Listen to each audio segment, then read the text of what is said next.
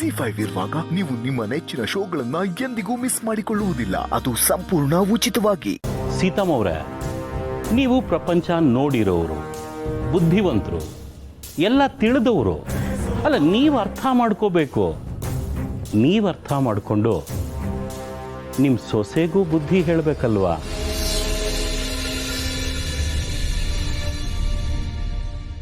ನಾನೇನು ಹೇಳಬೇಕು ಏನು ಹೇಳಬಾರ್ದು ಅನ್ನೋದನ್ನ ನಿಮ್ಮಿಂದ ಕಲಿಬೇಕಾಗಿಲ್ಲ.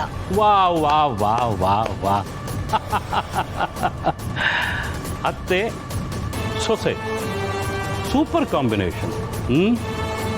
ಅಲ್ಲ, ಅತ್ತೆಗೆ ಇಷ್ಟೊಂದು ರೋಷ ಆವೇಶ ಇರಬೇಕಾದ್ರೆ ಇನ್ನು ಸೊಸೆ ಬಿಸಿ ರಕ್ತ, ಅವಳಿಗಿನ್ನೆಷ್ಟು ಆವೇಶ ರೋಷ ಇರಬೇಕು ಅಲ್ವಾ ಲಾಯರ್ ಸಾಹೇಬ್ರೆ?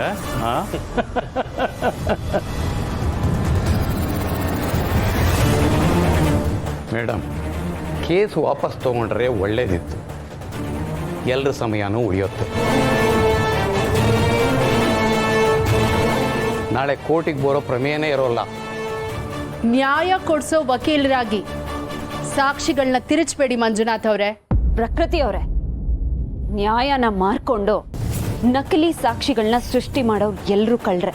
ಮೇಡಮ್, ನಾಲ್ಗೆ ಮೇಲೆ ಹಿಡ್ತಾ ಇರಲಿ.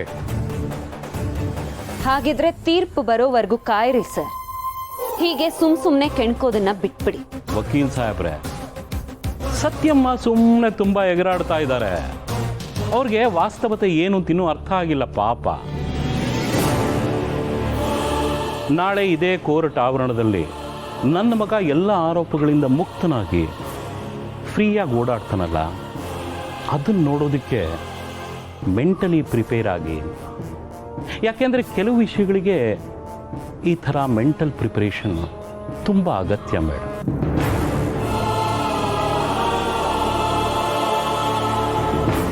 ಸೀತಮ್ಮ ಅವರೇ, ರಾಮುನ್ ಕೇಳಿದೆ ಅಂತ ಹೇಳಿ.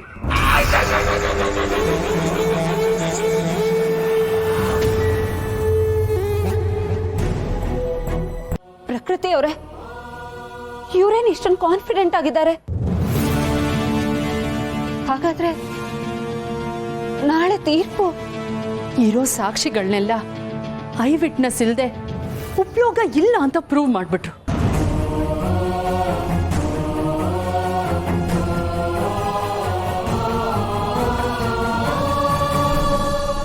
ಆ ತಾತನಿಂದಾನೇ ಈ ಕೇಸ್ ಜೀವಂತವಾಗಿತ್ತು ಸತ್ಯ ಅವರೇ. ಈಗ ಅವರೇ ಇಲ್ಲ ಅಂದ್ರೆ ಈ ಕೇಸು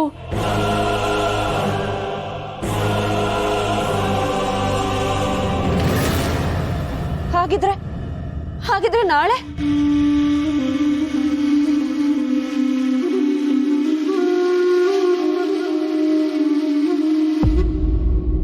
ನಮ್ಮ ಮುಷನ್ ಪರಿಸ್ಥಿತಿ ಏನು? ನಮಗ್ ಬೇಡವಾದ ತೀರ್ಪನ್ನ ಕೇಳೋದಿಕ್ಕೆ ಎಲ್ಲಿ ಬರ್ಬೇಕಾಗತ್ತೇನೋ ಅಂತ ನಂಗೂ ಭಯ ಆಗ್ತಿದೆ. ಜಿ5 ಆಪ್ ಡೌನ್ಲೋಡ್ ಮಾಡಿ ಎಲ್ಲಾ ಸಂಚಿಕೆಗಳನ್ನು ಸಂಪೂರ್ಣ ಉಚಿತವಾಗಿ ನೋಡಿ.